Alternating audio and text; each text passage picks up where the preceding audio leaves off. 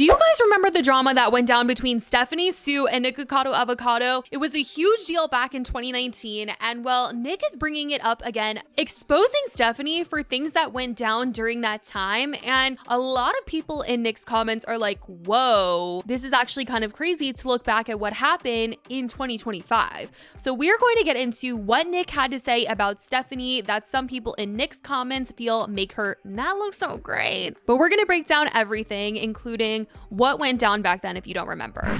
I didn't think we would be talking about Stephanie Soo again, at least not in this way, with her covering the Diddy trial and not really doing mukbangs anymore. I just didn't think that we would be hearing about mukbang drama again, but I don't know if all of this Stephanie talk has gotten Nick to decide that he finally wanted to speak out about something, but a couple days ago, Nikocado Avocado posted a 30+ minute video exposing Stephanie Soo. The two were in drama a couple years ago, and well, he wanted to set the record straight on what he says actually went down during that time. And he wasn't just calling her out, he was also taking accountability for some things too, but there were a lot of things that he wanted to bring to light. To break down what we know about up until this point is that this is what happened. Back in December 2019, Stephanie and Nick filmed a mukbang video together along with another creator, Zach Choi. During filming, Nick allegedly pressured Stephanie to speak on past drama involving another YouTuber, Veronica Wang, something Stephanie wasn't comfortable doing. She later said she felt manipulated and ambushed by Nick, which triggered anxiety and led to her canceling a follow-up shoot that they had planned. After Stephanie backed out of filming again, Nick became upset and began texting her, and Stephanie later says that the messages were just overwhelming and she felt like they were invasive, especially when she was already experiencing panic attacks. She also claimed that Nick took unauthorized photos inside of her home, including of her security system, something that she saw as a major breach of trust and privacy. On December 21st, Stephanie uploaded a video titled "Why I Am Scared of Nikocado Avocado," where she publicly addressed the situation. It went viral, and today it has 17 million views. She accused Nick of manipulation, bullying, and behavior that deeply affected her mental health. In response, Nick released his own video called "My Response to Stephanie Soo." And in this, he denied so many of Stephanie's claims, where he said that she had given him permission to take photos in her house and argued that she was using the situation for attention. He portrayed himself as the one being unfairly attacked and claimed that Stephanie was lying about key parts of the story. Stephanie then uploaded another video called "How Nikocado Manipulated All of Us," where she provided screenshots of texts and behind-the-scenes footage to back up her side of the story. Many fans and creators, including Zach Choi, sided with Stephanie and distanced themselves from Nick. Now, in 2021, Nick actually gave an interview to Mel magazine where he claimed the entire feud had been scripted. They wrote, "Ever since Perry has continued to learn how to use conflict as currency. In 2019, fellow mukbanger Stephanie Soo accused him of emotional manipulation during a collaboration video, posting videos like "Why I Am Scared of Nikocado Avocado" and "How Nikocado Manipulated All of Us" to YouTube. At the time, Soo raised the alarm after Perry encouraged her to gossip about another YouTuber. Perry tells me, however, that the entire feud was orchestrated to benefit both his career and Soo's. I reached out to Soo for comment, but didn't receive a reply.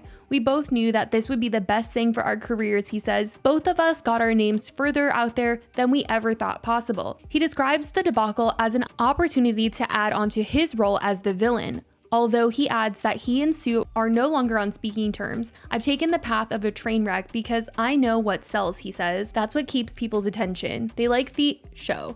I'm willing to be that villain because I know it will keep people talking." To that end, there's an entire cottage industry devoted to Nikocado's cringe compilations. But now, all these years later, Nick has brought the situation back up, and he says he wants to hold Stephanie accountable for the way that she painted him out in this situation. In the first part of Nick's video, he took accountability for his wrongdoings in their fallout, saying that he fed into a lot of drama at the time, and clearly Stephanie didn't want anything to do with that. "I wanted Stephanie Soo to sit down and gossip with me in one of these types of videos, to spill the tea about drama happening in our mukbang community." Nick said it very assertively, "We're going to talk about Veronica and we're going to spill spill all the tea. I freaked out, and again, I wanted to defend myself by sharing my story, which is I think what he wanted. And that made her uncomfortable. I clearly didn't pick up on that well enough, and that was my first mistake. And then as a result, she didn't show up to one of her collabs and gave me what I perceived at the time to be a flimsy excuse. So I reacted poorly. I sent her angry text messages, I vented about it with my friends, and I made it pretty clear that I was going to bring up the situation in my next drama video. I'm this effing close to making an explaining video. That was the core of what happened between us. And that was 100% my fault. I was immature, I was unkind, I was unprofessional, I was childish, I was wrong. Stephanie, I am genuinely sorry. You were not obligated to sit and gossip with me on camera. You didn't owe me that. And I was totally out of line for reacting the way I did when you didn't show up to film. I was too wrapped up in trying to get juicy content for my channel. I clearly lacked the maturity to handle the situation the right way. I also want to apologize to you, Stephanie, for saying I would call you out for ghosting me. You know, plans change. It happens. Looking back, the way I treated you, the way I responded to you was not okay. Like I said, I was caught up in trying to get juicy content for my channel that I wasn't being considerate of how I was making you feel. You didn't deserve that, and I am sorry. And there's something that I've never actually shared with anyone until now. That situation with Stephanie changed me. It made me take a hard look at myself, how I was using my platform, how I was creating content. Nick says after this drama, his content really did change and he was just putting on this solo drama show that didn't really have to involve talking about other people. Yeah, he would throw some shade here and there, but it was mainly about himself. But then he says there's things that she needs to be held accountable for, saying that she weaponized the Me Too movement to destroy his reputation. Two things can be true at the same time. Yes, I was wrong to egg on drama during my collab with Stephanie. Yes, I was out of line for getting upset over text. And yes, venting about it on social media wasn't okay either. But what happened next didn't feel like a response. It felt like a preemptive strike. You see, before we filmed together, Stephanie wasn't exactly the persona many knew her as. Off camera, she talked poorly about other creators in our community. It was bad. She wasn't actually that shy about throwing shade. And to be honest, that's okay. A lot of YouTubers have a more professional front for the camera and then a more relaxed, candid one off camera. That's just real life. I don't fault her for that. But when our collab fell apart, she panicked. She knew I was upset. She knew she said things that she didn't want going public. So before I could say anything, she got ahead of the story and she rewrote the story. Stephanie opened her video about me with what looked like security footage. Her shaking on a couch, visibly distressed, with someone holding on to her. It was dramatic, it was intense, and for the millions of people unfamiliar with either of us at the time, it planted a powerful impression that the person in that footage was me, and where she wouldn't clarify who the man was until 30 minutes into the video when many people had already clicked out. From there, she invoked language and imagery that directly echoed the Me Too, a movement created to support the survivors of in and out of sleep. In and out of sleep. For me too. Hashtag Me Too. She repurposed the emotional weight of that cultural reckoning and redirected it at me. Not only did this lend her story immediate credibility, but it also cast me in the role of a within the first 10 seconds, before even having to say it directly. That movement isn't for you to use as a prop. It's not a storytelling device for dramatic effect. It's not meant to be used as emotional currency. He goes on to talk even more about her reaction to their friendship fallout and the fact that she was uncomfortable while filming a collab with him and how she painted him out. I feel like I've been inflated by fear that I can't say no to him. I just want to take back my power to say no. I think when someone shows me a pattern of predatory behavior, I'm not going to not listen. Hashtag too. And feeling like framing our fallout with references like that shifts how people understand it. She said that my interaction with her was at a similar degree to when she was and the only way that I've ever felt like this to any degree in my life prior to Nick, it was one where I felt shit. I was in my own home, felt like no, really didn't have a lot of power. Stephanie literally co-opted the Me to intensify and distort the nature of our conflict that was at its core about gossiping on camera, canceling a collab, and venting about it through texts. She used dark imagery to connect us to a serious cause. I think when someone shows me a pattern of I told myself I would never, ever feel like that again. And I'm sorry, that's a terrible thing to do to a person. And I'm not saying that Stephanie didn't feel uneasy or that she wasn't allowed to set her own boundaries. Of course she was. But there's a major difference between being uncomfortable with gossiping on camera and equating that to serious, life-altering violations of content.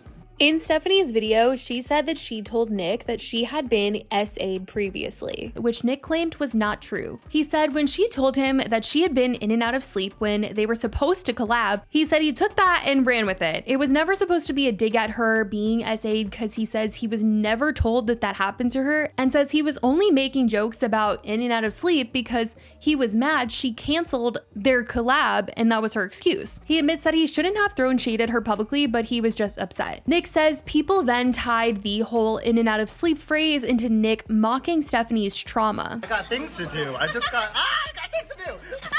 Have you been in and out of sleep? In and out of sleep. Oh my gosh. In and out of sleep right now. And so I was mocking her excuse. But Stephanie, who was afraid I might speak up about what really happened or the things she told me off camera, got ahead of the story and repackaged that moment into something it never was. And then thousands of people made emotional interpretations linking the in and out of sleep thing to her trauma history, concluding that I had been mocking a survivor. And that's what hurt the most. Not just being misunderstood, but being deliberately misrepresented. He also talks about her demeanor in the video, accusing her of being fake.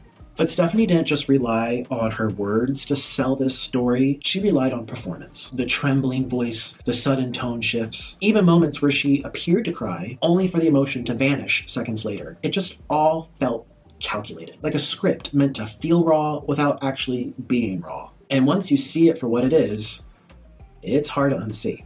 Is there anything else you'd like to say? And I just remember feeling so gutted. Like my heart had dropped to the ground because I thought it was going to be another interrogation. That's performative. Real emotion is messy. It shows up physically on the body. He also says that there was just no signs of her being distressed in this video. At the end of the video, when we were wrapping up and saying our goodbyes, asking our viewers to subscribe, I turned to her and I asked, is there anything else you'd like to say? What would you like to say? Stephanie took this out of context and distorted it to make me sound way worse, with dramatic zoom-ins and everything. Nick turned to me and he said, is there anything else you'd like to say? And I just remember feeling so gutted.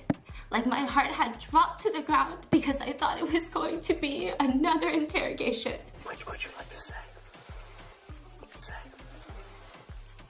Thank you for watching us eat these. And so Your heart dropped to the ground? We were saying goodbye. So now I'm going to show you the real version that she edited out. In fact, watch her hand movements toward the end, where it seems as if she wanted to say something before closing out the video. Thank you. Wait. What do we do now? Goodbye. She's playing the flute. Okay. What would you like to say? thank you for watching us eat these. We love you. This is the new filet mignons. The filet mignons. Bye, everyone. She also claimed she had made it apparent how uncomfortable she really was. In the video, there's no way Nick did not know that I was so uncomfortable for those 30 minutes. Really. He knew. There's no way he didn't know I was uncomfortable. Would you have gathered she was experiencing utter distress?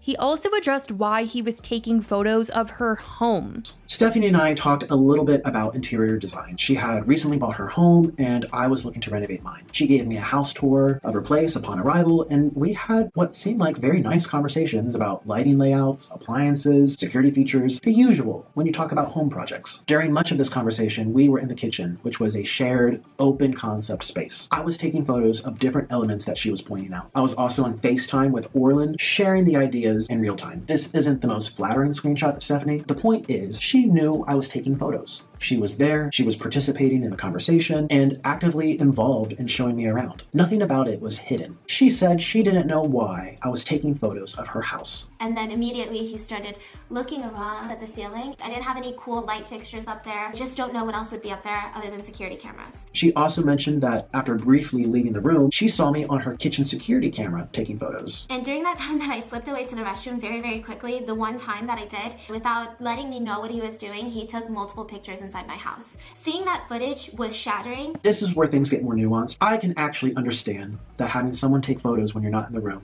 can feel uncomfortable. Truthfully, I wasn't trying to cross a boundary because in my mind, I saw it as a continuation of taking the photos we had been taking together thus far. I never left the common area. I didn't go looking around the house. I stayed right there and continued to take photos of the things we were talking about while she stepped out of the room.